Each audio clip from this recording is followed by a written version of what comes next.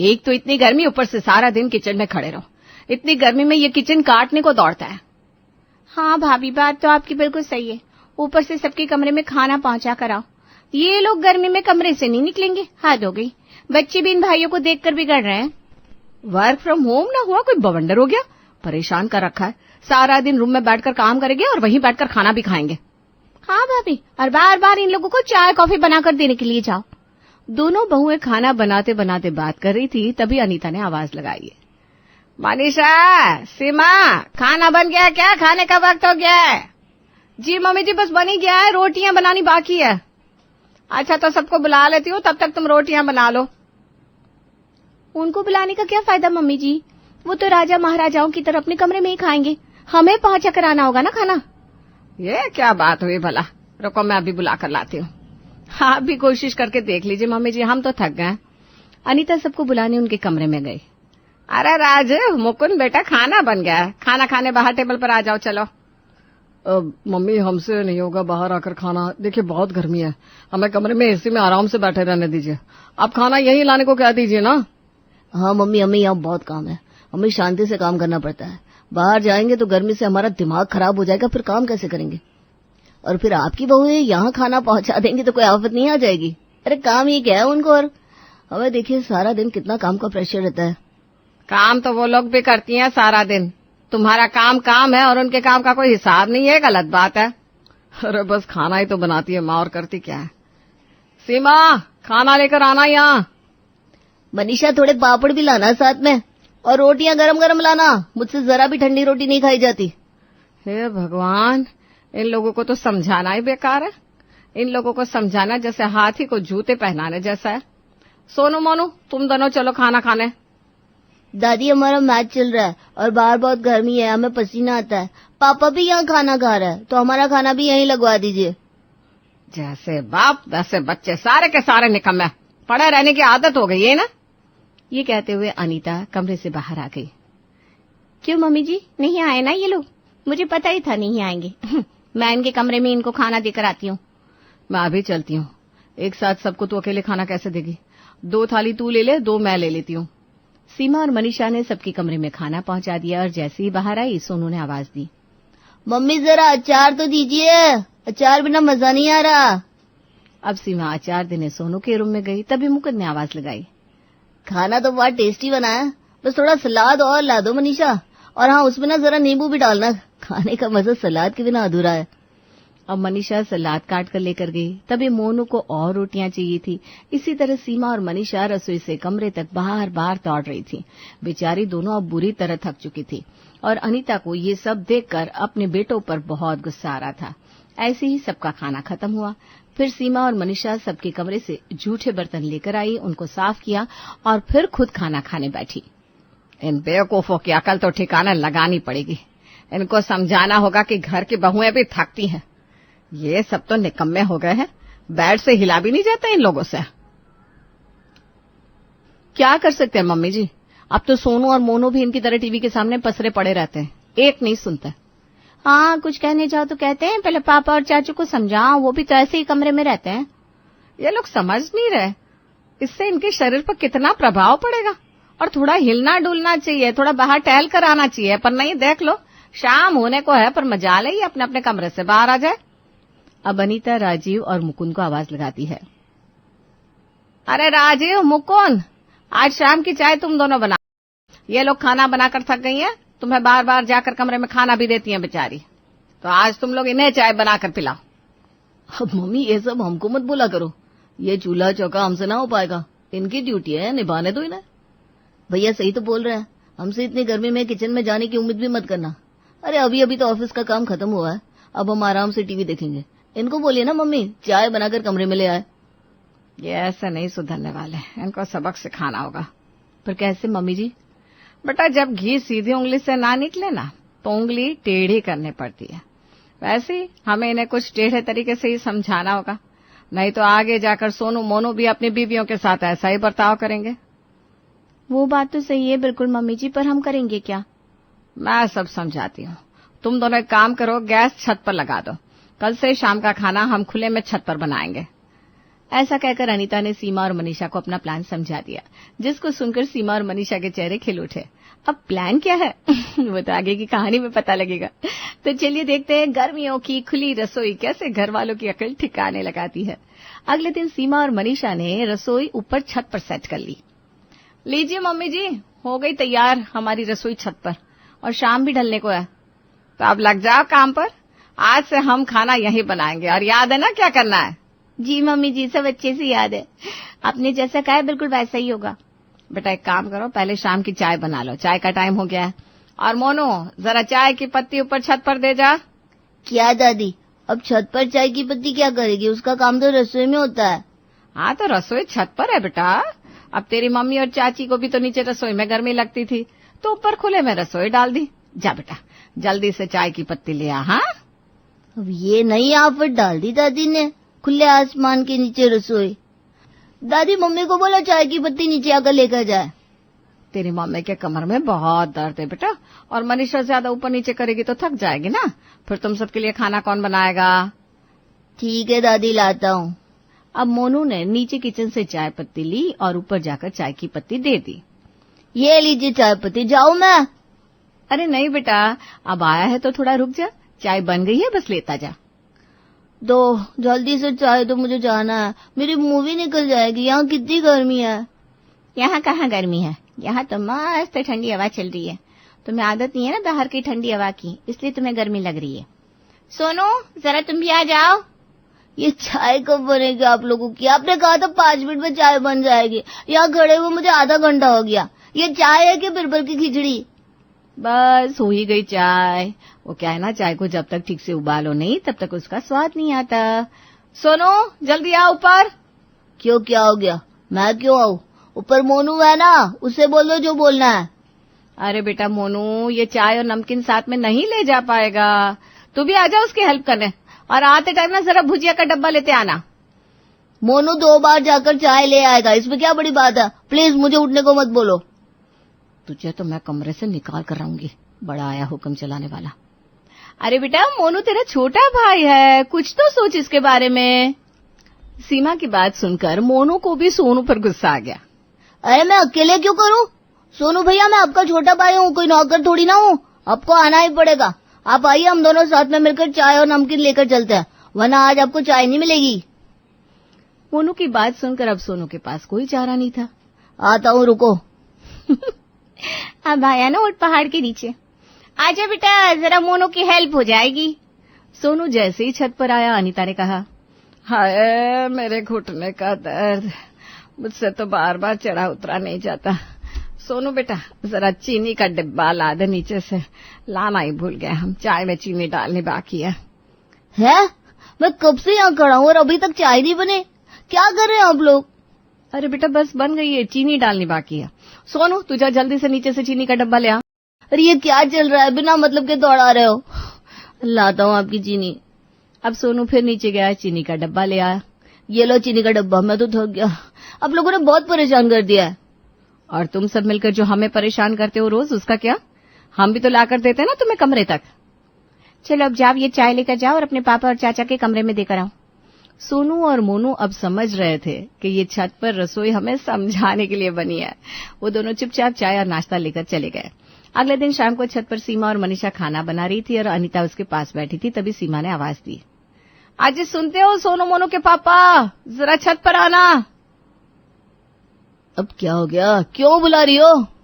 वो फ्रिज में से दूध का पतीला ला दीजिए ना, पनीर बनाना है। मुझसे तो दूध लेकर ऊपर नहीं चढ़ा जाता, गिर जाएगा। अरे सोनू मोनू से कह दो, मेरा दिमाग क्यों खा रही हो? ऑफिस अभी अभी खत्म हुई है, अब जरा आराम करने दो।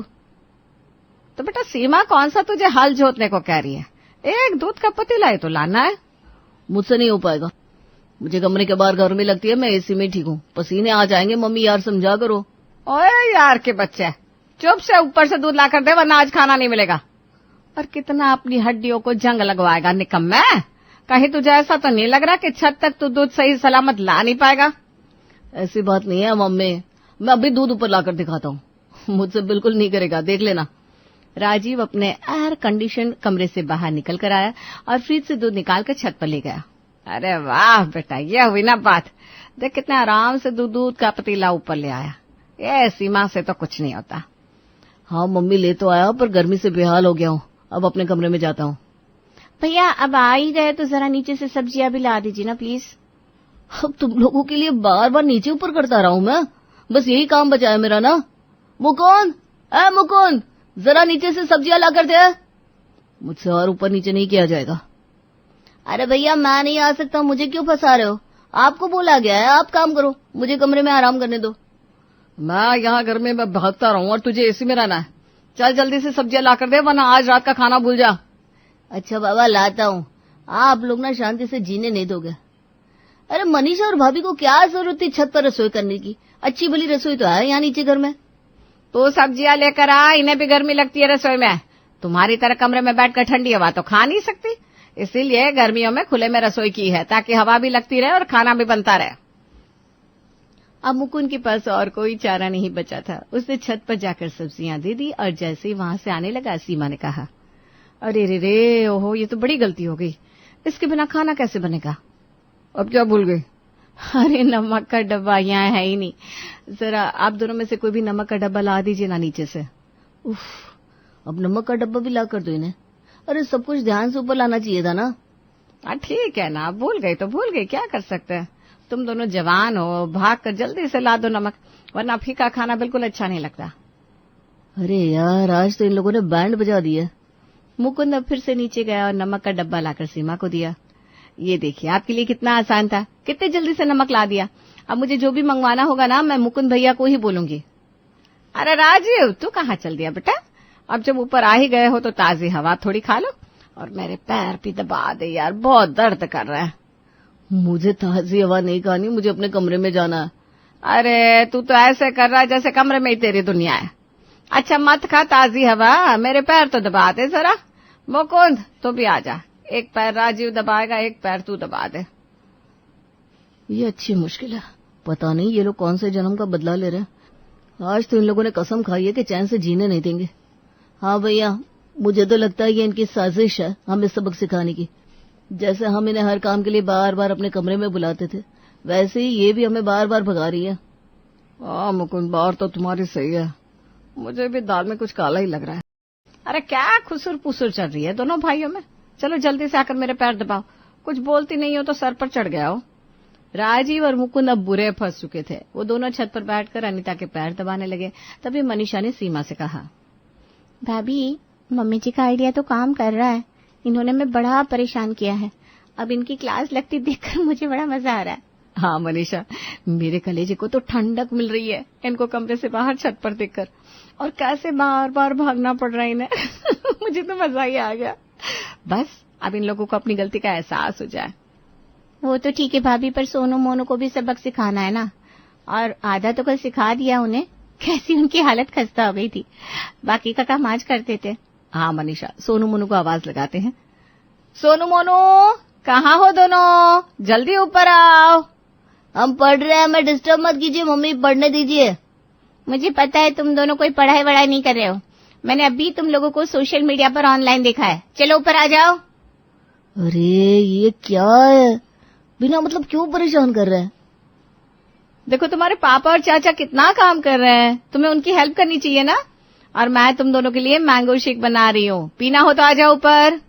वाह, मैंगो शेक, हम अभी आते हैं।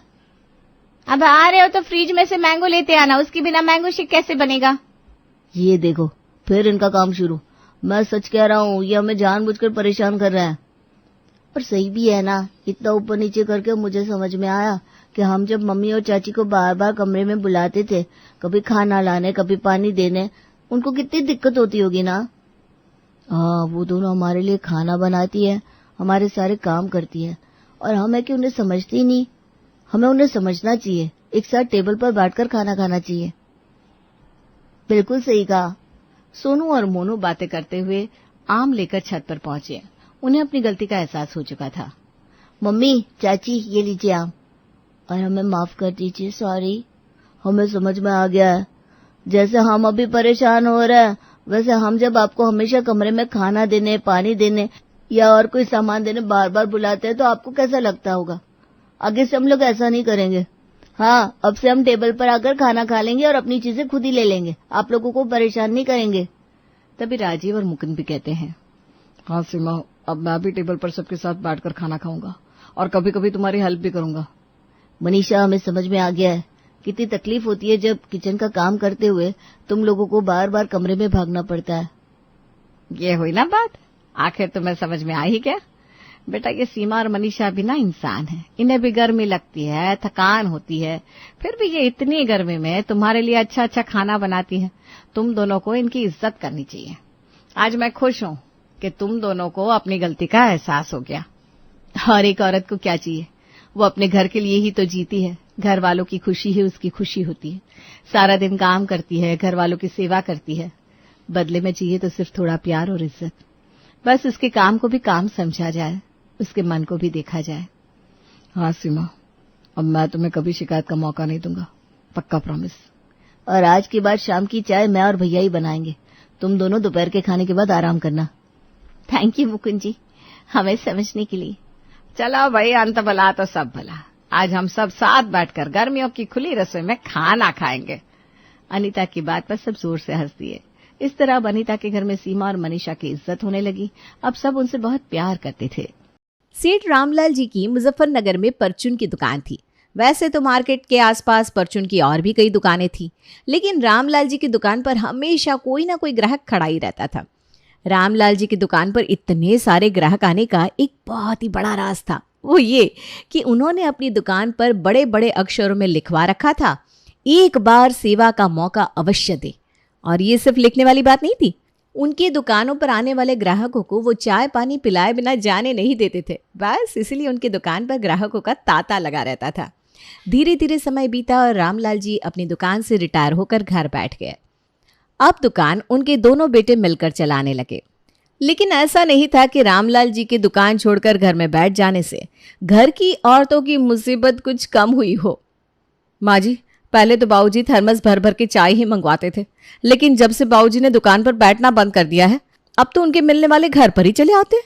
और अब सिर्फ चाय से काम नहीं चलता, बल्कि सबको नाश्ता भी बनाकर खिलाना पड़ता है। हम तो भी बहुत परेशान हो गए सच्ची। शादी के बाद इतने साल इसी उम्मीद में बिताए थे कि आज नहीं तो कल बाबूजी दुकान छोड़कर घर में बैठ जाएंगे और फिर उसके बाद ये दिन भर रसोई में ढाबा चलाने की मुसीबत से छुटकारा मिल जाएगा हमें।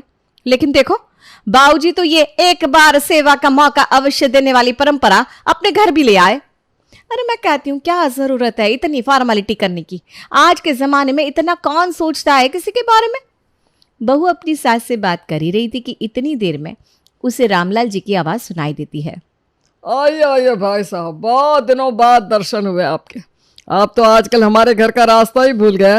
अरे अरे, ऐसी बात नहीं है भाई साहब, अभी 10 दिन ही तो हुआ है जब बहू के हाथ की खीर खाकर गए थे हम। अरे भाई साहब, एक ही मोहल्ले में रहते हैं और 10 दिन बाद आपको हमारी याद आई है। अच्छा आप बैठिए, गिला शिकवा तो होता रहेगा। मैं ज़रा बहू से कहकर आपके लिए कुछ खाने के लिए मंगवाता हूँ। अरे नहीं नहीं भाई साहब, हम ना अपने घर से खाना खाकर चले थे। देखिए भाई साहब, ये उसूल है हमारे घर का कि हमारे घर जो भी आता है वो बिना खाना खाए नहीं जाता। आप बस 5 मिनट का समय दीजिए, अभी हम बहू से कहकर आपके लिए कुछ अच्छा सा बनवाते हैं। इसके बाद रामलाल जी अपनी बहू शिल्पा को आवाज लगाते हैं।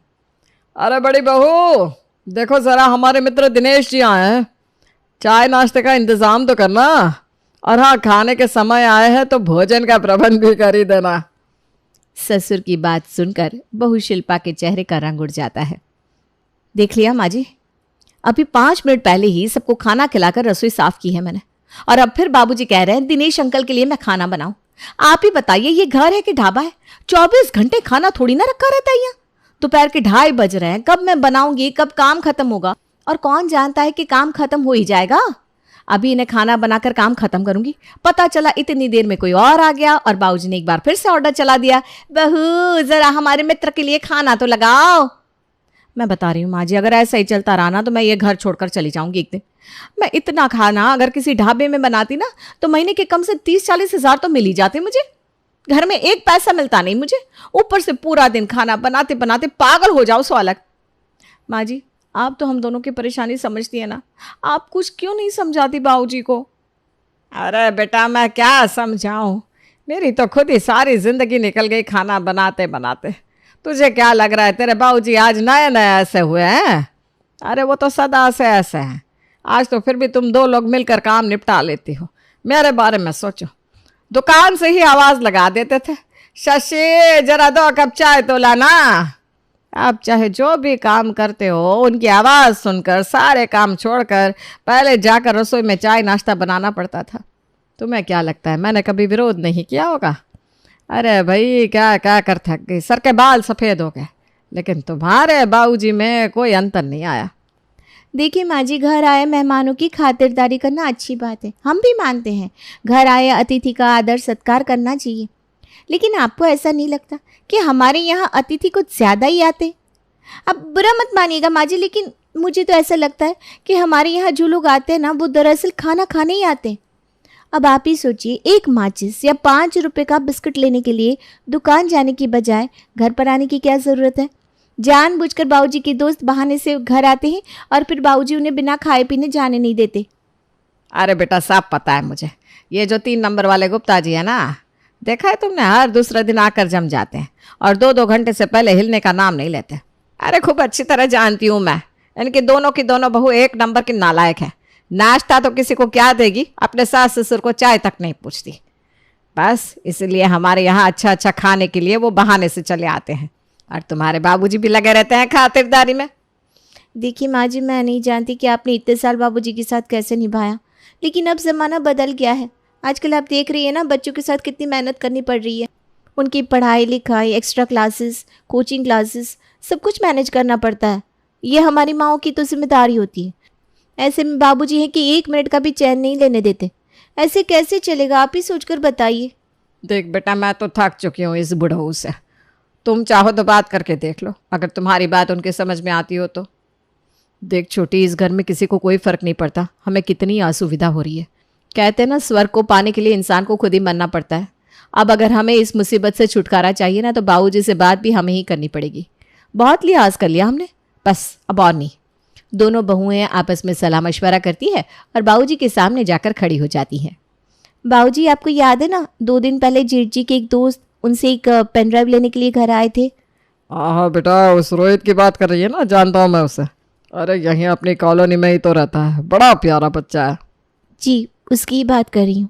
आप ही बताइए, रात के 8:30 बजे आए थे वो, और वैसे भी जेठ जी से सिर्फ एक पेन ड्राइव चाहिए थी उन्हें। 2 मिनट का भी काम नहीं था, लेकिन आपने उन्हें जबरन घर में बुलाया, पहले चाय नाश्ता कराया, फिर उसके बाद मेहमानों के सामने बहू ज़रा खाना भी ले आ कह दिया। अब मेहमानों के सामने हम लोग इनकार तो नहीं कर सकते, लेकिन सच बात तो यह है ना बाबूजी कि आप भी बहुत अच्छी तरह जानते थे कि हम लोग आधे घंटे पहले ही खाना खा चुके थे। ऐसे में अगर मेहमान को खाना खिलाना है तो उसके लिए हमें फिर से खाना चढ़ाना पड़ता। लेकिन आप कभी भी इस बात की परवाह नहीं करते कि आपके बैठे बैठे आवाज़ लगा देने से हम लोगों को कितनी परेशानी होती है। और वैसे भी बाबूजी, माना कि अतिथि का सत्कार करना ज़रूरी होता है, लेकिन अड़ोस पड़ोस में रहने वाले लोग जो दिन में 10 बार मिलते हैं, उन्हें भी ज़बरदस्ती घर में बुलाकर खाना खिलाना, चाय पिलाना, ये तो गलत बात है ना। अच्छा, तो ये बात है। मेरे जानने वालों को 1 कप चाय बनाकर देने में आफत आ रही है दोनों बहुओं को। देख रही हो भाग्यवान, यही सिखा रही हो दोनों बहू को। अरे तुम्हारे हाथ में बहुओं की कमान सौंपी थी ताकि तुम उन्हें घर गृहस्थी सिखाओ, अच्छा बुरा समझाओ। यह समझाया तुमने कि ससुर को 1 कप चाय बनाने के लिए इनकार कर रही है। आप हमें गलत समझ रहे हैं बाबूजी। चाय बनाने के लिए इनकार नहीं किया हमने, लेकिन आप खाली चाय पीते कब है? आपको तो चाय के साथ स्पेशल नाश्ता चाहिए होता है और शाही खाना भी। ऐसा है ना बाबूजी कि हम दोनों तो अब थक चुके हैं, अब इससे ज़्यादा खाना हमसे नहीं बन पाएगा। आप लोग ऐसा करिए, एक बावर्ची रख लीजिए, फिर उसके बाद आप सड़क चलते लोगों को भी घर में बुलाकर खाना खिलाइए। मुझे इस बात से कोई आपत्ति नहीं होगी। बहू की बात ससुर को नागवार गुजरती है और वो दोनों बहुओं को अपने दोस्तों के लिए खाना बनाने के लिए मना कर देता है। भाग्यवान, सुनती हो, मैंने घर में खाना बनाने के लिए एक बावर्ची रख लिया है। दोनों बहुओं का मुंह देखने की अब जरूरत नहीं है। तुम्हारी बहुओं के कारण क्या मैं दुनिया में उठना बैठना छोड़ दूं? देखिए जी, बहू की बात का गलत मतलब मत निकालिए। अरे इतने सालों से निभा रही है ना वो दोनों भी। परिवार में कभी किसी का आदर सम्मान करने से इनकार नहीं करती, लेकिन उनकी बात भी तो अपनी जगह ठीक है। हर सड़क चलते आदमी को घर में बिठाकर खाना खिलाना ज़रूरी नहीं होता। एक सीमा बना लीजिए ना कि किसको भोजन कराना है, किनको बस चाय पिलाकर चलता कर देना है। और हर आदमी जो घर पर आता है सबको जबरदस्ती पकड़कर चाय पिलाना भी मेरी नजर में जरूरी नहीं है। अब जैसे कल ही पड़ोस वाला लड़का सिर्फ एक पेन ड्राइव लेने आया था, चुपचाप उसे दरवाजे से पेन ड्राइव पकड़ाकर भेजा जा सकता था, लेकिन आपने 1 घंटे तक उसको बिठाकर रखा, ऊपर से बहू को किचन में परेशान किया। सो अलग, आपकी तो उम्र हो गई है, लेकिन बच्चों के समय की कीमत तो समझिए। सास ने तो अपनी तरफ से ससुर को समझा दिया था, लेकिन ससुर जी को तो बात समझ में ना आनी थी ना आई। बहू से तो नाराज थी ही, अब वो अपनी पत्नी से भी मुंह फुलाए घूम रहे थे। कुक आने तो लगी थी, लेकिन उसने भी 3 टाइम के अलावा खाना बनाने से साफ इनकार कर दिया। देखिए भाभी, मेरा काम है 3 टाइम खाना बनाकर खिलाना। अब ये कौन सा तरीका हुआ कि यहाँ मैं खाना बनाकर काम समेट भी नहीं पाती और तुरंत बाबूजी कभी चाय, कभी नाश्ता, कभी किसी मेहमान के लिए फिर से खाना बनाने का ऑर्डर चला देते हैं। आप ही मेरे को बताइए ना, ऐसे कैसे चलेगा? मेरे को और घर में भी जाने का रहता है ना। इस तरह से काम करेगी तो पूरा दिन यहीं बैठी रहेगी। तब तो मेरा घर चल चुका। अब बाबूजी को समझा देना, इस रवैये के साथ मैं खाना नहीं बना पाएगी। 2 दिन के अंदर ही काम वाली रेखा काम छोड़कर भाग गई थी। अब एक बार फिर से खाना बनाने की सारी जिम्मेदारी बहुओं के कंधे आ गई थी। माँ जी, बाबूजी को समझाने का एक ही तरीका है मेरे पास। कॉलेज में हमारे टीचर थे ना, वो कहते थे जो बात थ्योरी से समझ में ना आए वो प्रैक्टिकल से समझ में आ जाती है। कहने का मतलब यह है कि हम बाबूजी को बहुत दिनों से समझा रहे हैं, लेकिन मुंह से कही हुई बात उन्हें समझ में ही नहीं आती। उनको अब सामने से करके दिखाना पड़ेगा कि वास्तव में इतने हजारों की भीड़ में हमारे सच्चे हितैषी 1 या 2 ही होते हैं। बाकी जितने भी लोगों को वो घर में बुला बुला कर रोज चाय नाश्ता करा रहे हैं ना, वो सिर्फ बाबूजी की कमजोरी का फायदा उठाने आते हैं। अब दोनों बहुओं ने एक नया उसूल बना लिया था। घर पर कोई भी मेहमान आता तो वो उसके लिए पकवान बनाने के बजाय साधारण खाना जैसे कि दाल चावल या दलिया खिचड़ी बनाकर खिलाती। मेहमानों के लिए खीर और सेवई बनाने का रिवाज अब घर से खत्म हो चुका था। अरे भाई दिवाकर, आज रामलाल जी के यहाँ चले? कई दिनों से कुछ अच्छा नहीं खाया। अरे अच्छा खाना है तो कहीं ढाबे पर चलते हैं। रामलाल जी के यहाँ अब वो बात नहीं रही। अरे पिछली 2 बार से उनकी बहू चाय कम पानी उबाल कर दे जाती है और साथ में वही 5 रुपए वाला बिस्किट। अरे भैया, ऐसी चाय पीने की इच्छा किसे होगी भला? और खाने का तो पूछे ही मत भाई साहब। खाना ऐसा कि उससे अच्छा तो मेरी मिसेस बना लेती है। आंखों से कम दिखता है, फिर भी एक बार तो दाल चावल परोस दिया, दूसरी बार खिचड़ी बना ली। बस भाई साहब, मैंने तो उसी दिन कसम खा ली थी कि अब चाहे दुनिया इधर की उधर हो जाए, मैं रामलाल के यहाँ नहीं जाने वाला। अरे तो छोड़िए ना, मारिए गोली चाय नाश्ते को। चलिए मिलकर ही लौट आएंगे, थोड़ी देर बैठेंगे, गप्पे शप्पे होंगे और क्या। अरे देखो, रामलाल के नंबर से ही फ़ोन आ रहा है। लगता है चाय पर बुलाना चाह रहा है। चलो ये भी ठीक है, खुद से चाय पर बुलाएगा तो कम से कम ढंग की चाय तो बनाकर पिलवाएगा। दिवाकर फोन उठाता है तो दूसरी तरफ से रामलाल की बहू फोन पर आती है। अंकल जी, बाबूजी ना आज नहा रहे थे कि अचानक से उनका पाँव फिसल गया और वो बाथरूम में गिर पड़े। पैर में काफ़ी चोट आई है, प्लास्टर करना पड़ा है। बाबूजी कह रहे थे कि उनके दोस्तों को मैं सूचित कर दूं, इसलिए आपको फ़ोन किया। बाकी मित्रों को भी आप बता दीजिएगा। अब हाँ, क्यों नहीं बेटा, मैं सबको बता दूंगा। तुम ध्यान रखना अपने बाबूजी का। अरे भाई क्या हुआ? रामलाल का फोन था क्या? अरे रामलाल की बड़ी बहू का फ़ोन था। कह रही थी बाबूजी गिर गया है, चोट लग गई है उनको। तो फिर क्या कहते हो, चले मिलकर आए रामलाल से? अरे भाई मैं नहीं जाने वाला। अरे फ़ोन पर हाल चाल ले लेंगे, कोई ज़रूरी थोड़ी ना है कि वहाँ जाकर भीड़ जमा की जाए। वैसे भी उनकी बहू के बारे में तो मैं पहले ही बता चुका हूँ, मेरी कोई इच्छा नहीं है वो पानी कम चाय पीने की। हाँ भाई, बात तो तुम्हारी सही है। रामलाल जी के यहाँ जाएंगे तो बढ़िया चाय नाश्ता तो मिलेगा नहीं, और चाय में स्वाद ना हो तो बातों में भी मन नहीं लगता। ठीक ही कह रहे हैं आप। ऐसा करते हैं, हम लोग नुक्कड़ वाली चाय की टपरी पर चलते हैं। लेकिन रामलाल जी का पैर टूट गया है ना। अरे तो वहीं बैठकर फ़ोन मिला लेंगे, उनसे बातें भी हो जाएगी। चलो तो सही। सभी दोस्त मिलकर नुक्कड़ की चाय की दुकान की टपरी पर जाकर बैठ जाते हैं और चाय का आनंद लेते हैं, क्योंकि पिछले कुछ महीनों से दोनों बहू ने मेहमानों की खातिरदारी करने में थोड़ा हाथ खींच लिया था। इसलिए अब मेहमान उनके यहाँ आने में कतराने लगे थे। रामलाल जी के दोस्तों और रिश्तेदारों ने भी घर जाकर उनका हालचाल लेने की ज़रूरत नहीं समझी। यहाँ तक कि पड़ोसी भी एक भी बार उनसे मिलने नहीं आए। 1 सप्ताह के बाद, बाबूजी देख लिया आपने, पिछले 1 सप्ताह में आपका एक भी दोस्त रिश्तेदार मिलने वाला आपके पास नहीं आया। आपने सोचा नहीं कि ऐसा आखिर हुआ कैसे? सोच तो मैं भी यही रहा हूँ बहू कि आखिर अचानक से सबको हो क्या गया। पहले तो दिन में 2-2 लोग मिलने चले आते थे और अब हफ्ता भर हो गया कोई झांकने तक नहीं आया। देखिए जी, माफ़ कीजिएगा, लेकिन 1 हफ्ते पहले ना हमने आपके सभी दोस्तों, रिश्तेदारों और जानने वालों को फ़ोन करके ये खबर पहुंचाई थी कि आप फिसल कर गिर गए हैं और उसके कारण पैर टूट गया है। हमें तो यही उम्मीद थी कि जैसे ही आपके जानने वालों को यह खबर मिलेगी कि आपके पैर में चोट आई है, लोग आपसे मिलने के लिए टूट पड़ेंगे। लेकिन देख लीजिए, कोई एक भी आपका जानने वाला आपसे मिलने नहीं आया। जानते हैं ये सब क्यों हुआ? क्योंकि आपकी चोट का बहाना बनाने से 2 महीने पहले से ही दोनों बहुओं ने सारी तैयारियां शुरू कर दी थी। पिछले 2 महीने से जानबूझकर जब भी कोई मेहमान आता तो बहुएं उनके लिए पानी वाली चाय बनाती और नाश्ते के नाम पर उनके सामने सस्ती और बेकार चीजें ले जाकर रख देती। जानबूझकर मैंने ही उनसे कहा था कि किसी के लिए भी कुछ भी स्पेशल बनाने की जरूरत ना है, सबको सादा खाना खिलाओ। मैं भी देखना चाहती थी कि आखिर ये लोग जो आपसे मिलने आते हैं वो वाकई आपसे मिलना चाहते हैं या हमारे घर के खाने को खाकर दावत उड़ाने आते हैं। और देखिए, बहू की बात एकदम सच निकली। आपकी बहन और इक्का दुक्का जानने वालों के अलावा और कोई भी हमारे दरवाजे पर आकर नहीं पटका, क्योंकि उन लोगों को आपके पैर टूटने से या जीने मरने से कोई फर्क नहीं पड़ता। जब तक यहाँ पर स्वादिष्ट खाना मिल रहा था वो खाने के लिए चले आते थे। जैसे ही खाना मिलना बंद हुआ, आपकी फिक्र होने भी उन्हें बंद हो गई। अब तो आपको समझ में आ गया कि अभी भी नहीं? अब तो मुझे सब समझ में आ गया है भाग्यवान। तुम लोग ठीक ही कहती थी। जिन बाहर वालों के लिए मैंने सारा जीवन अपने परिवार की शांति भंग की, तुम्हें परेशान किया, ना दिन देखा ना रात, खुले दिल से सबका स्वागत किया, आज वही रिश्तेदार तबीयत खराब होने पर मुझसे मिलने तक नहीं आए। तुम तीनों ने मिलकर मेरी आंखें खोल दी है। तुम ठीक ही कहती थी। इंसान को एक बाउंड्री सेट करनी ही चाहिए कि आखिर किसको सर पर बिठाना है और किसको दूर से ही नमस्ते करनी है। हालांकि रामलाल जी ने वादा तो किया था कि अब वो किसी को भी यूं ही घर में खाना खिलाने के लिए लेकर नहीं आएंगे, लेकिन फिर भी कहते हैं ना, पुरानी आदत इतनी आसानी से छुटा नहीं करती। कौन जानता है कल को फिर वो किसी सड़क चलते आदमी को पकड़ लाए और फिर बहू को उसकी खातिरदारी करनी पड़ जाए। क्या बात है माँ जी, सारी चीज़ तो मैंने आपकी पसंद की ही बनाई है, फिर भी ऐसा लगता है आपको खाना कुछ खास पसंद नहीं आया। खुलकर बताइए ना अगर आपको कुछ कमी लग रही है तो। अरे रहने दे बहू, कमी क्या ही बताऊं, मुझे तो खाना बिल्कुल बेस्वाद लग रहा है।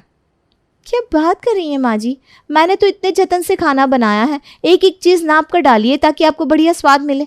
अच्छा रुकिए, मैं ही चेक कर लेती हूँ, तभी मुझे पता चलेगा कि मैंने गलती क्या की है। बहू तारा चम्मच लेकर सब्जी जैसे ही अपने मुंह में डालती है, उसका चेहरा खुशी से दमकने लगता है। क्या बात कर रही है माँ जी, इतना तो स्वादिष्ट बना है खाना, और क्या चाह रही हैं? मुझे तो इसमें कोई कमी नजर नहीं आ रही। अरे बिल्कुल फीका बना कर रख दिया है सब कुछ। हम मरीज है क्या? देख, कान खुलकर सुन ले, ये मरीज वाला खाना ना हमारे घर में कोई नहीं खाने वाला। लेकिन माँ जी, मैंने इसमें तेल मसाला सब कुछ डाला है, ये खाना आपको मरीज वाला क्यों लग रहा है? अरे मिर्ची तो नहीं डाली ना तूने? बता, पूरी सब्जी में कहीं हरी मिर्ची दिखाई दे रही है? देख, हमारे यहाँ ना सभी को हरी मिर्ची खाने का बहुत शौक है, इसलिए आगे से तू ध्यान रखना, खाने में कुछ डालो या ना डालो, हरी मिर्च ज़रूर होनी चाहिए। और 1-2 हरी मिर्च से काम नहीं चलता, सबकी प्लेट में 1-2 साबुत मिर्ची तो आनी ही चाहिए। हमारे यहाँ हरी मिर्च के बिना खाना खाना बीमारी वाला खाना माना जाता है। ठीक है माँ जी, मैं कल से ध्यान रखूंगी, थोड़ी और मिर्च डाल दिया करूंगी और सबके लिए साबुत मिर्ची भी सब्जी में छोड़ दूंगी ताकि आप सबको खाने के लिए एक एक मिर्ची मिल जाए।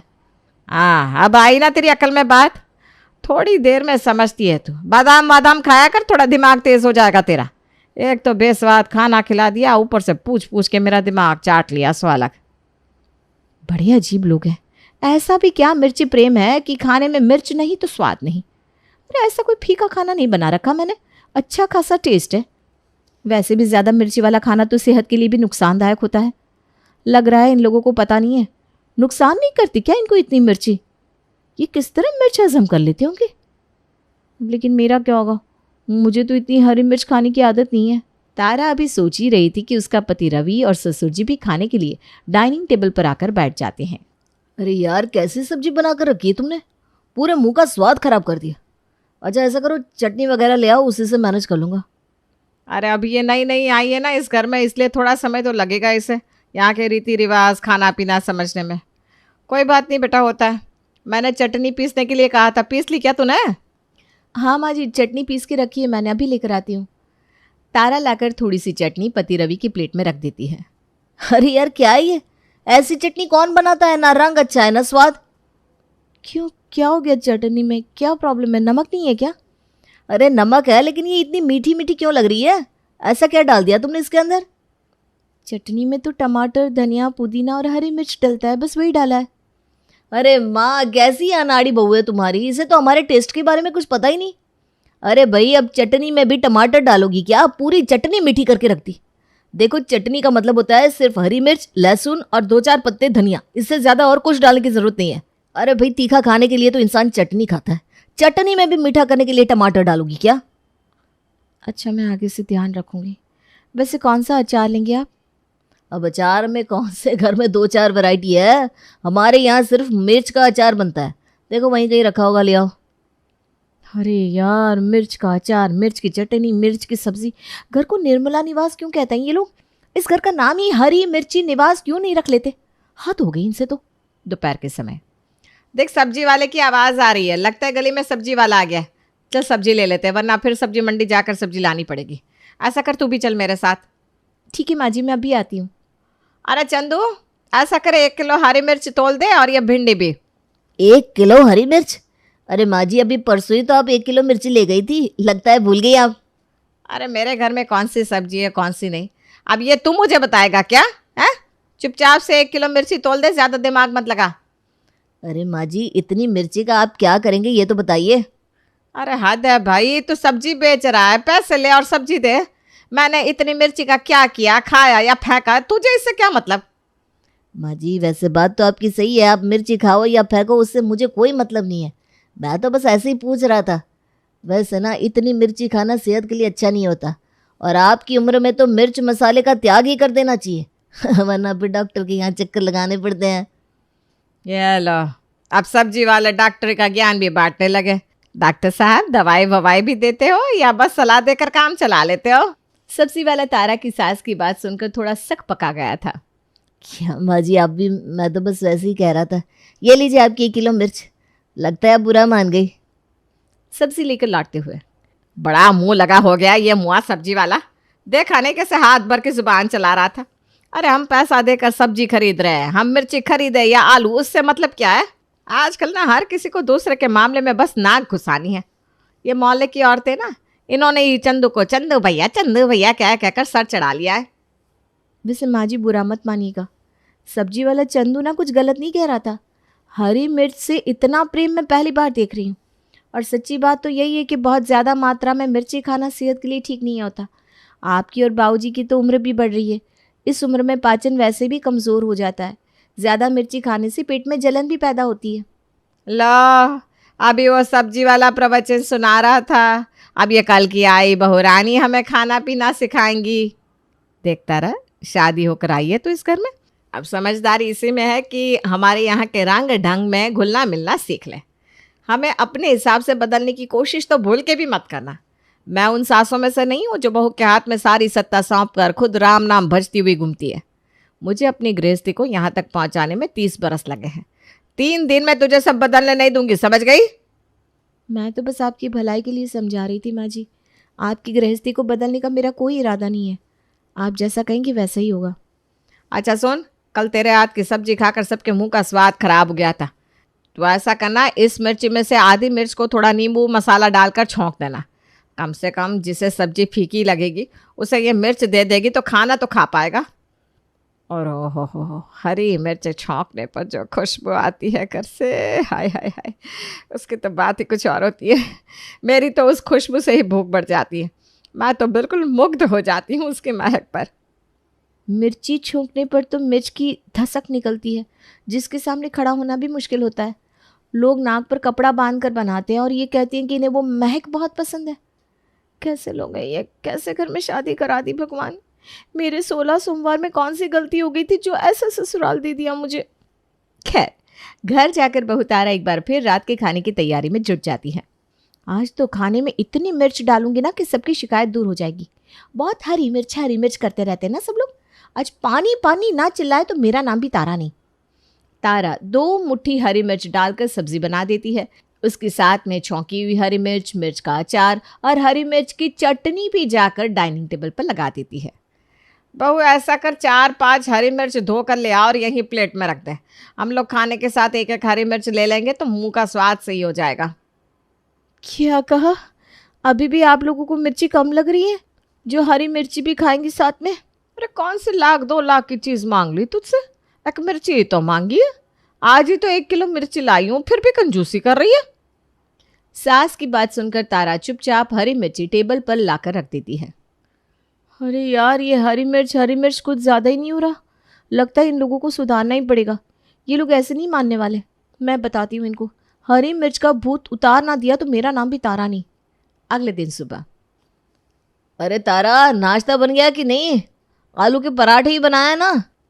और पहले से ही बता रहा हूँ, तुमने वो खाली धनिया नमक वाले आलू के पराठे तो नहीं बनाए ना? तो मुझे नहीं खाने। मैं बिना नाश्ता किए ऑफिस चला जाऊंगा। आलू के पराठे में तो मम्मी हरी मिर्च की चटनी पीसकर आलू में मिलाती है, उसके बाद बनाती है चटपटे करारे पराठे। बताया था ना मम्मी ने तुम्हें? हाँ, आलू के पराठे ही बनाए। अब ये मत पूछो कि हरी मिर्च डाली है या नहीं। अरे बाबा, आलू में हरी मिर्च डाली है, चटनी में डाली है। इतना ही नहीं, मैंने तो आज आटे में भी हरी मिर्च डालकर ही गूंथा है। आज तो सच्ची आपको मज़ा ही आ जाएगा। सिर्फ पराठे ही चटपटे नहीं मिलेंगे, ऑफिस में जो टिफ़िन में रोटियां ले जाओगे ना, वो भी हरी मिर्च वाली चटपटी रोटी मिलेगी। क्या, हरी मिर्च वाली रोटी? क्यों भाई, जब हरी मिर्च आपको इतनी पसंद है तो रोटी में डालने में क्या समस्या है? और देखो, आप लोगों को बहुत परेशानी है ना मुझसे कि मैं आप लोगों की पसंद का खाना नहीं बना पाती। बस इसीलिए मैंने अपने अंदर सुधार कर लिया है। आज से मैं हर चीज़ में हरी मिर्च ज़रूर डालूंगी दोपहर के खाने के समय। अरे बहू, ये क्या है? पानी के जग में हरी मिर्च तैर रही है। तेरा दिमाग तो खराब नहीं हो गया? पानी के जग में हरी मिर्च मैंने काट कर डाली है माँ जी, ताकि पानी में थोड़ा टेस्ट आ जाए। ऐसा फीका फीका पानी कैसे पी पाते हो आप लोग?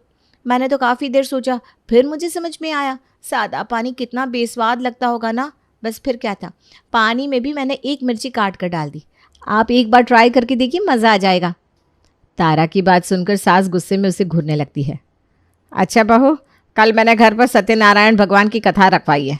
तू ज़रा सुबह उठकर अच्छे से नहा धोकर साफ़ सफाई कर लेना और थोड़ा घर की भी साज सजावट देख लेना। कुछ मेहमान आएंगे, उनके लिए खाना भी बनाना होगा। आप चिंता मत करिए माँ जी, मैं सब देख लूँगी। अगले दिन, ये क्या किया तूने? ये दरवाजे पर आम के पत्तों का बंधनवाल लगाया जाता है पूजा वाले दिन। ये तूने क्या किया? मिर्ची की माला बनाकर यहाँ लटकाई हुई है। ऐसे कौन करता है भाई? क्या माँ जी, हमारे घर में सबको मिर्ची इतनी पसंद भी तो है। हमारा तो मिर्ची दरवाजे पर लटकाना बनता ही है। आपको पता नहीं, मिर्ची के बहुत फ़ायदे होते हैं दरवाजे पर लटकाने के। अरे बुरी नज़र नहीं लगती।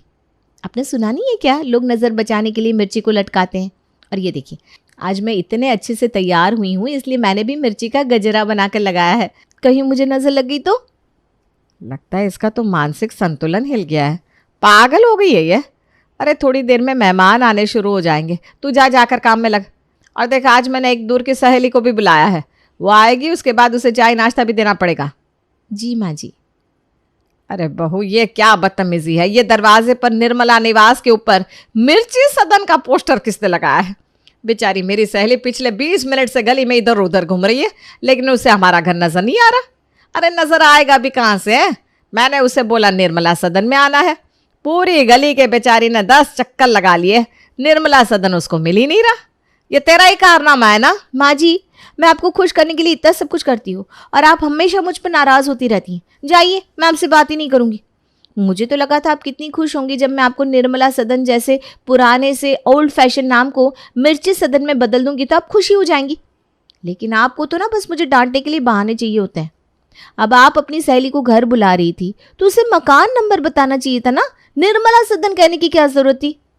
अरे तू हाथ जुड़वा ले मुझसे, जा अपना काम कर, मेरा दिमाग मत चाट। एक तो वैसे ही सुबह से मेरा मूड खराब है। थोड़ी देर में पूजा समाप्त हो जाती है। सास तारा को खाना लगाने के लिए कहती है। सबको खाना खिलाने का समय हो रहा है। ये बता, सलाद क्यों नहीं काटी तूने? काटी तो है माँ जी, ये प्लेट में सलाद रखी तो है। अच्छा, मेरी आंखें खराब हो गई है।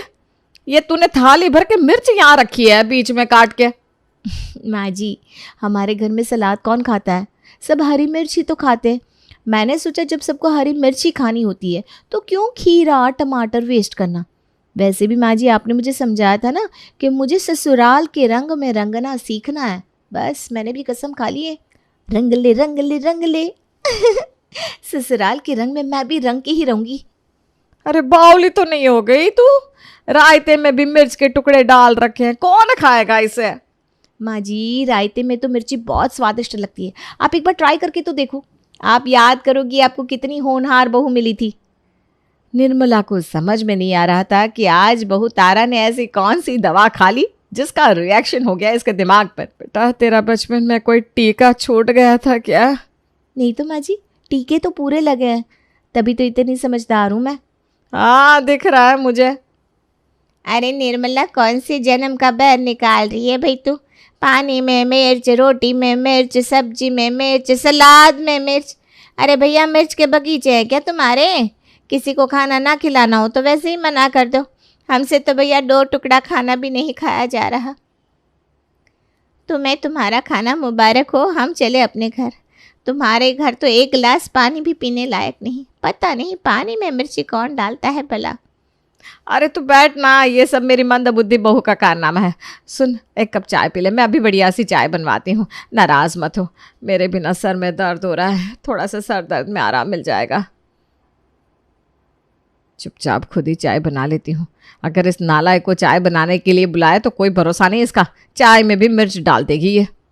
निर्मला जाती है और गैस पर चाय का बर्तन चढ़ा देती है। दूध डालने के लिए जैसे ही वो कप में दूध निकालती है, दूध में से बड़े बड़े मिर्ची के टुकड़े जाकर कप में गिरने लगते हैं। ये देखो, दूध में भी मिर्ची भर रखी है इसने। इस बहू ने तो मिर्ची खिला खिला के दिमाग खराब कर दिया। ए बहू, इधर आ जरा। नालायक कहीं की, एक काम करने को कहा तो पूरे घर का सत्यानाश करके रख दिया तूने। अरे दूध में मिर्ची कौन डालता है? पागल नहीं है ना तू? क्यों माँ जी? अब बाकी चीज़ों में मिर्ची डल सकती है तो दूध में डालने में क्या दिक्कत है? सिर्फ दूध नहीं, मैंने तो आज खीर भी बनाई है, चटपटी मसालेदार, खाकर आपका मूड फ्रेश हो जाएगा। मुझे लग रहा है तेरे दिमाग का इलाज करना पड़ेगा। अरे तू पागल वागल है क्या? तेरे माँ बाप आगरा से तो छुड़ा कर नहीं लाए थे तुझे? देखो तो पागल औरत हमारे माथे मारती। अरे निर्मला, चाय ला रही है कि चलूं मैं? हे भगवान, कहाँ फंसा दिया मुझे इस नालायक ने। किसी के आगे मुंह दिखाने लायक नहीं छोड़ा। अब इस मिर्च वाले दूध की चाय कैसे बनाकर पिलाऊं अपनी सहेली को? कहीं उठने बैठने लायक नहीं छोड़ा इस नालायक ने मुझे। अरे माना कि हमें थोड़ा तीखा खाना पसंद है, लेकिन इतना भी पसंद नहीं कि तू हर चीज़ में मिर्ची झोंक कर रख दे। मिर्च मिर्च देखकर मुझे ना मिर्च के नाम से नफरत हो गई है। मैं कहती हूँ बहू, आज के बाद मुझे घर में मिर्ची दिखाई नहीं देनी चाहिए, वरना मुझसे बुरा कोई नहीं होगा। बस माँ जी, यही सुनना था आपके मुंह से। मैं भी हर समय मिर्च मिर्च सुनकर इसी तरह परेशान हो गई थी जिस तरह से आज आप हुई हैं। अरे किसी भी चीज़ की कोई हद होती है, इस तरह से पागल नहीं हुआ जाता। और मिर्च कोई बहुत अच्छी चीज़ नहीं है जिसे खा खा कर आप लोग अपनी सेहत बढ़ा रहे हैं। लिमिट में खाया जाए तभी ठीक है। और परेशान मत होइए, आपकी सहेली को ऐसे भूखे पेट नहीं जाने दूंगी। सब बना कर रखा है मैंने, आप चलकर बैठिए, मैं अभी चाय बना कर लाती हूँ। बहू की बात सुनकर सास निर्मला की सांस में सांस आती है और उसे समझ में आ जाता है कि अति हर चीज की बुरी होती है। कहते हैं किसी इंसान को अगर एक बार कोई आदत लग जाए तो उस आदत को सुधारना बहुत मुश्किल हो जाता है। ऐसी ही एक बुरी आदत थी शीतल की कि वो हमेशा अपने डिसीजंस दूसरों पर थोपती थी, जिस वजह से उसके आसपास रहने वाले लोग हमेशा उससे परेशान रहते थे। अरे ये आपके हाथ में क्या है भाभी? ये तो गुड्डू का एडमिशन फॉर्म है। कल तुम्हारे भैया स्कूल में उसका एडमिशन करवाने गए थे ना, तो उन्होंने ये फॉर्म फिल करने के लिए दिया है। अच्छा, जरा दिखाओ तो। अरे अरे रे भाभी, ये आप गुड्डू का एडमिशन किस स्कूल में करवा रही है? इससे अच्छा तो वो ज्ञान मार्ग वाला स्कूल है, आप गुड्डू का एडमिशन ना वहीं करवाओ। लेकिन शीतल, ये स्कूल बहुत अच्छा है। ज्ञान मार्ग वाला स्कूल एक तो बहुत दूर है और वहाँ का ना एनवायरनमेंट भी ज्यादा अच्छा नहीं है। अरे किसने कह दिया आपको ऐसा? उस स्कूल से अच्छा तो कोई और स्कूल है ही नहीं। मेरा भतीजा अगर किसी स्कूल में पढ़ेगा ना तो उसी स्कूल में पढ़ेगा। आपको ये फॉर्म फिल करने की कोई जरूरत नहीं है। शीतल बिना कुछ सोचे समझे उस एडमिशन फॉर्म को फाड़ कर फेंक देती है। तुम्हारा दिमाग तो खराब नहीं हो गया शीतल? क्या सोचकर ये एडमिशन फॉर्म फाड़ दिया? अरे जब हमें अपने गुड्डू का एडमिशन इस स्कूल में करवाना ही नहीं है तो इस फॉर्म का करना क्या था, इसलिए फाड़ दिया। तुम ना बहुत ओवर कर रही हो शीतल, हर बात में अपनी टांग अड़ाती हो। वो कम है क्या? मेरा गुड्डू किस स्कूल में पढ़ेगा, अब ये डिसीजन भी तुम लोगी हैं? कुछ तो हमारे ऊपर छोड़ दो। अरे क्या हो गया बहू, अगर शीतल गुड्डू का एडमिशन किसी दूसरे स्कूल में करवाना चाहती है तो क्या दिक्कत है? वो गुड्डू की बुआ है, उसे ये करने का पूरा हक है। इस घर में हर चीज का हक तो सिर्फ इसी को है ना, बाकी सब तो इस घर में बेवकूफी है। कुछ सामान खरीदना है तो वो शीतल की पसंद से आएगा, कहीं घूमने जाना है तो जहाँ शीतल कहेगी वहां चलेंगे। सुबह के नाश्ते से लेकर रात के खाने तक शीतल की पसंद का खाना बनेगा। ये तुम्हारा मायका है, इसलिए यहाँ सब तुम्हारी सुन लेते हैं। कल को जब अपने ससुराल जाओगी ना, तब तुम्हें अकल आएगी। आप ना बहुत ज्यादा बोल रही हो भाभी, ऐसा तो मैंने कुछ नहीं कह दिया। और वैसे भी मैं जब ससुराल जाऊंगी ना, तब देख लेना वो लोग कैसे मेरी बात मानेंगे। आपको तो मेरी कोई कदर ही नहीं है। कदर तो तुम्हारे ससुराल वाले तुम्हारी ऐसी करेंगे कि तुम देखती रह जाओगी। अपने डिसीजंस दूसरों पर जो थोपने की आदत है ना तुम्हारी सास अच्छे से बताएगी तुम्हें। कुछ समय बाद शीतल के घर वाले उसके लिए रिश्ता ढूंढते हैं और सुमित्रा देवी के बड़े बेटे नवीन से शीतल की शादी हो जाती है। बहू, आज तेरी पहली रसोई है, इसलिए तू खाने में सबके लिए आलू टमाटर की सब्जी, पूरी और खीर बना ले। अरे यार, सुबह सुबह मुझे इतना सब कुछ बनाने को बोल दिया। मेरा तो सुबह सुबह कुछ भी बनाने का मन ही नहीं कर रहा। अरे बहू, क्या सोचने लगी? आता तो है ना ये सब बनाना तुझे? हाँ माँ जी, मुझे बनाना तो सब आता है, लेकिन इतनी सुबह सुबह ऑयली खाना अच्छा नहीं होता ना। आपको तो वैसे भी बीपी की प्रॉब्लम रहती है। मैं एक काम करती हूँ, सबके लिए ना दलिया बना देती हूँ। बेशक आप मुझे मेरी पहली रसोई के लिए कम नंबर दे देना, लेकिन मैं आप लोगों की सेहत के साथ खिलवाड़ नहीं कर सकती। ना जी ना, बिल्कुल नहीं। वाह वाह वाह वाह बहू, कितनी अच्छी बात कही तूने। आज तक मेरी सेहत का किसी ने इतना ख्याल नहीं रखा जितना तूने मेरे बारे में सोचा। जा बहू, तू सबके लिए दलिया ही बना ले। क्या माँ, अब तुम्हारी वजह से हम सबको दलिया खाना पड़ेगा? रात के समय। माँ देखो, मैं कॉलेज की पार्टी के लिए ये ड्रेस लेकर आई हूँ, अच्छी लग रही है ना? अरे ये तुम कौन सी ड्रेस ले आई? इससे अच्छा तो तुम मेरी साड़ी ही पहन लेती। मेरे पास इतनी अच्छी अच्छी नई साड़ियां हैं। लेकिन भाभी, मेरी कोई भी फ्रेंड साड़ी नहीं पहन रही, सब ऐसी ही ड्रेस पहन रही है। अगर मैं अकेले साड़ी पहनकर जाऊंगी ना तो बहुत अजीब लगूंगी। अरे ऐसा कुछ नहीं होता, मैं भी अपने कॉलेज की पार्टी में साड़ी ही पहन कर गई थी। सबने वेस्टर्न पहना है तो क्या हुआ? जरूरी थोड़ी ना है जो सब करे वो तुम भी करो। तुम तो मेरी साड़ी ही पहनकर जाना, कोई जरूरत नहीं है तुम्हें ये ड्रेस पहनने की। लेकिन भाभी, मैं ये ड्रेस बहुत पसंद करके लेकर आई हूँ, मेरा बहुत मन है इस ड्रेस को पहनने का। अरे तो क्या हो गया, जैसे इस ड्रेस को लेकर आई हो वैसे ही वापस दे आओ, और अगर वापस नहीं देनी तो कभी और टाइम पहन लेना, लेकिन पार्टी में तुम मेरी साड़ी ही पहनकर जाओगी। अरे भला ये कैसी जबरदस्ती है? अरे बेटा, जब तेरी भाभी बोल रही है तो पहन लेना, वो तेरा बुरा थोड़ी ना सोचती है। ये ड्रेस कभी और टाइम पहन लियो। हाँ नहीं यार, अब कपड़े भी मुझे इनकी पसंद के पहनने पड़ेंगे। शीतल के इस बिहेवियर से उसकी ननद बहुत ज्यादा परेशान होने लगी थी। जो शीतल को पसंद होता वो सबसे वही करवाते, लेकिन अब घर पर उसकी नई नवेली देवरानी शादी करके आई। क्या नई देवरानी शीतल को हर बात में अपनी मनमानी करने देगी, या शीतल के पास से उसी पर उल्टे पड़ेंगे? चलिए देखते हैं। माँ, मैंने और रश्मि ने घूमने के लिए मनाली जाने का सोचा है। क्या मनाली? अरे देवर जी, क्या करोगे मनाली जाकर? वहां पर इतनी ठंड है, परेशान हो जाओगे। कोई जरूरत नहीं है आपको मनाली जाने की। हाँ, जाना ही है तो कहीं आसपास चले जाओ। भला ये क्या बात हुई भाभी? अगर हमारा मन मनाली जाने को है तो हम मनाली ही जाएंगे ना। अरे भाई, मैं तो तुम्हारे भले के लिए कह रही हूँ। इतनी ठंड में जाओगे तो बीमार हो जाओगे। इससे अच्छा तो तुम जयपुर चले जाओ, वहां का मौसम भी ठीक है। भाभी, रश्मि का मन है मनाली घूमने का। वो आज तक कभी मनाली नहीं गई, इसलिए हम मनाली ही जाएंगे। अरे अरे, तू तो शादी होती है उसकी सारी बातें मानने लग गया है? अरे भाई, कम से कम ये तो देख ले कि अभी शादी में कितना खर्चा हुआ है। मनाली घूमने जाएगा तो और कितना खर्चा होगा। मैं तो तेरे भले के लिए कह रही थी कि कहीं आस पास ही घुमा ला उसे। शीतल बहू ठीक कह रही है बेटा, शादी में हमारा पहले ही इतना खर्चा हो गया। तुम्हें मनाली जाना है तो तुम बाद में चले जाना, अभी कहीं आसपास ही चले जाओ। अपनी माँ के मुंह से ये बात सुनकर जतिन का मूड खराब हो जाता है, इसलिए वो बिना बहस किए वहां से अपने कमरे में चला जाता है। हद हो गई यार, भाभी ने तो हर बात में दिमाग खराब कर रखा है। क्या हो गया जतिन जी, क्या बोल दिया भाभी ने जो आप इतने गुस्सा हो रहे हो? यार इतना मन था मनाली जाने का, बार बार बोले जा रही है क्या करोगे मनाली जाकर, क्या करोगे मनाली जाकर, जयपुर चले जाओ ना। अरे कोई बात नहीं, आप शांत हो जाओ। अच्छा ये देखो, मैंने रूम की डेकोरेशन के लिए ये सामान मंगाया है और फर्नीचर की सेटिंग भी चेंज कर दी है। अब कमरे में स्पेस भी खुला खुला लग रहा है ना। अरे हाँ, अच्छा लग रहा है। अरे क्या खाक अच्छा लग रहा है, मैंने इतनी अच्छी तरह से कमरा सेट किया हुआ था, ये क्या कर दिया तुमने?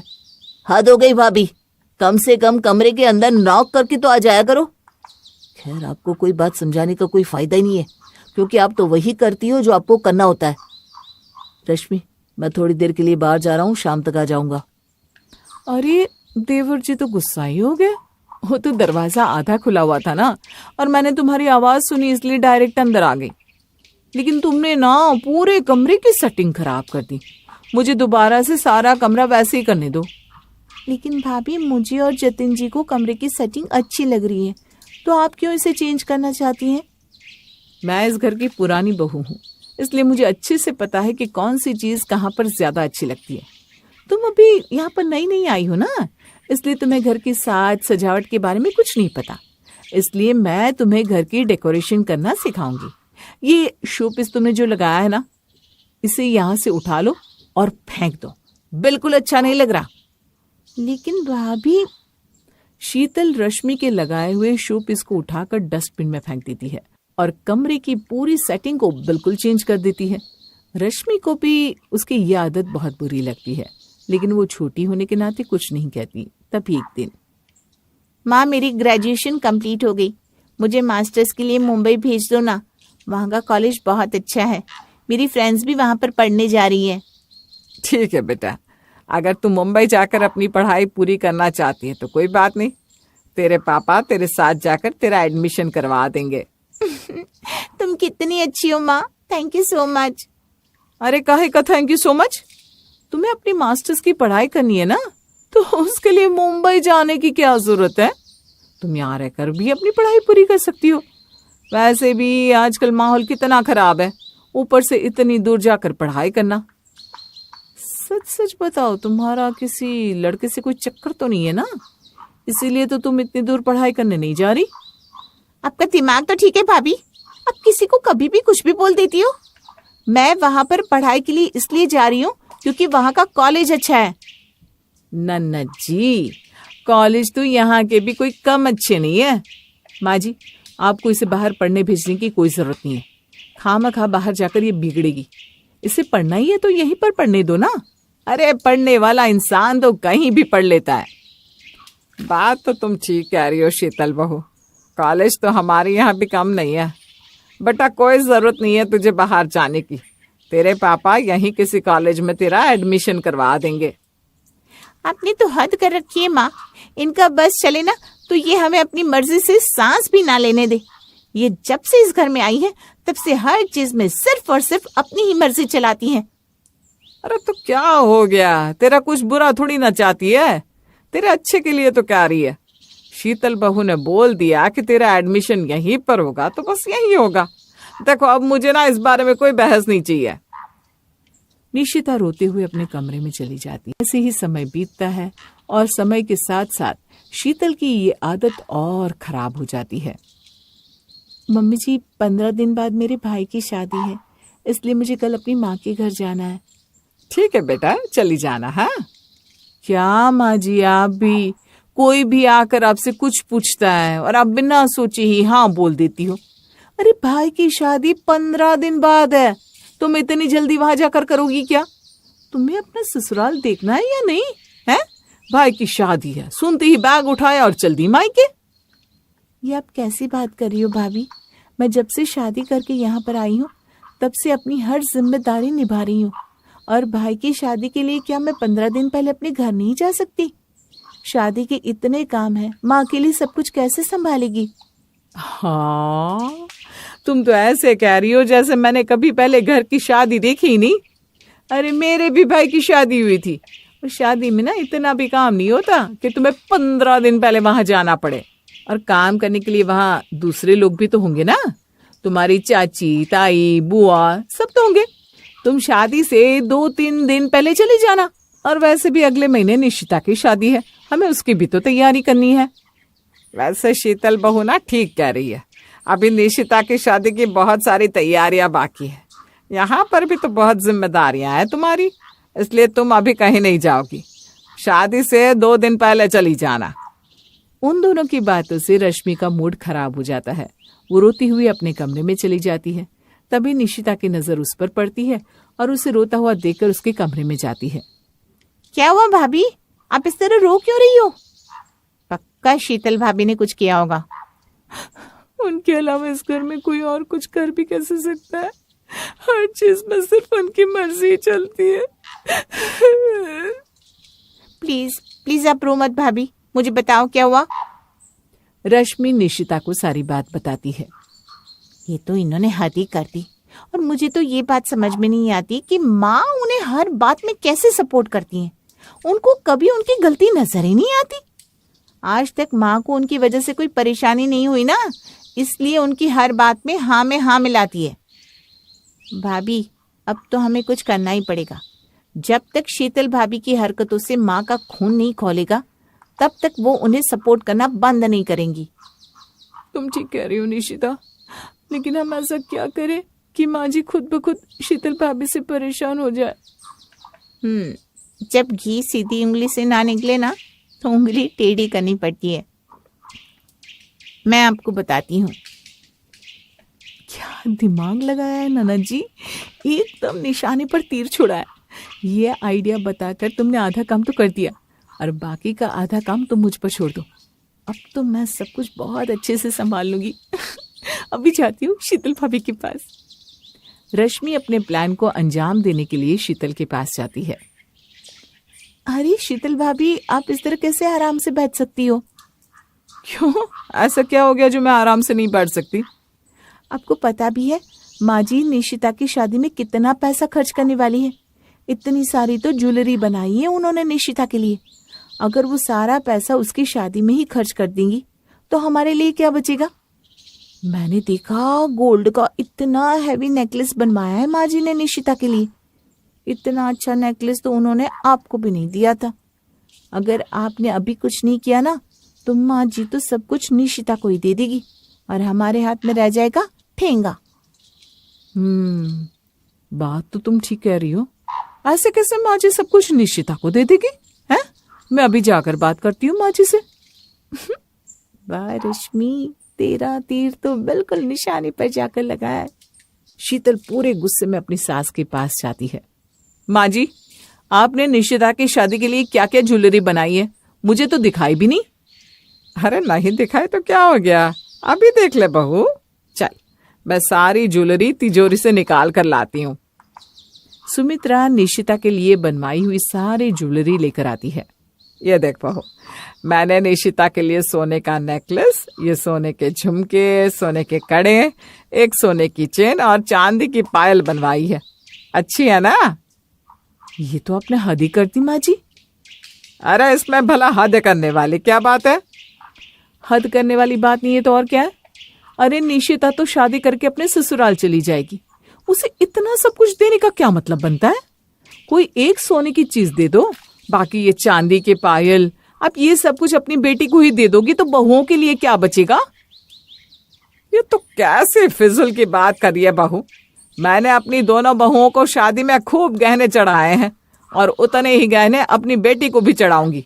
और बात रही सब कुछ अपनी बेटी को देने की, तो मैंने हमेशा तुम सबको हर चीज बराबरी से दी है। अपनी पेंशन के भी 2 हिस्से करके तुम दोनों बहुओं को दिए, उसके बाद भी तुम ऐसा कह रही हो? अरे अब आप हर चीज में उसकी हमसे बराबरी करोगी क्या? कल को बुढ़ापे में आपकी बहू ही तो आपकी सेवा करेंगी। आपकी बेटी अपने ससुराल से आपकी सेवा करने नहीं आने वाली। मैं आज जो कह रही हूँ ना, बिल्कुल ठीक कह रही हूँ। बड़ी आई ठीक बोलने वाली। अरे तू होती कौन है मुझे ये बताने वाली कि मुझे अपनी बेटी की शादी में उसे क्या देना चाहिए और क्या नहीं। और रही बात मेरी सेवा की, तो मेरी बेटी को एक फोन करूंगी ना तो दौड़ी चली आएगी मेरे पास। देखिए माँ जी, मैं इस घर की बड़ी बहू हूँ, इसलिए घर के हर निर्णय को लेने का मेरा पूरा हक है। मैंने कहा ना, आप ये सब निशिता को नहीं दोगी। बस बहुत हो गया तेरा। होगी तू घर की बड़ी बहू, लेकिन आज भी इस घर की बड़ी मैं हूं। मेरे फैसले से ऊपर किसी का फैसला नहीं होगा। असल में तो तेरी आदत को मैंने ही खराब किया है। जब हर किसी को छोटी छोटी बात में तू टोकती थी, उसी समय मुझे तेरा विरोध करना चाहिए था। अब मुझे समझ में आ रहा है कि हर कोई तुझसे कितना परेशान रहता होगा। अरे ये आप सब क्या बोल रही हो माँ जी? मुझसे भला कोई क्यों परेशान होगा? मैं तो हमेशा सबका अच्छा ही सोचती हूँ। आप खामखा मुझे कुछ भी मत कहिए। तू जैसी बेशर्म इंसान तो मैंने आज तक नहीं देखी। इतना सब सुनने के बाद भी खुद को सही बता रही है। तुझे खुद को जो अच्छा लगता है वही हमेशा दूसरों पर थोपती है। लेकिन आज के बाद तेरी इस घर में एक भी नहीं चलेगी। खबरदार, अगर तूने कभी किसी के फटे में टांग अड़ाई तो मुझसे बुरा कोई नहीं होगा। आज से घर का कोई भी फैसला तू नहीं लेगी। जो भी फैसले होंगे वो मैं खुद लूंगी। आई बड़ी मुझे ज्ञान देने वाली। सुमित्रा की बातें सुनकर शीतल की आंखें फटी की फटी रह जाती है। वो अपना जरा सा मुंह लेकर वहां से चली जाती है और शीतल का ऐसा चेहरा देखकर कमरे के दरवाजे के पीछे छिपी रश्मि और निशिता उनका तो हंस हंस कर बुरा हाल हो जाता है।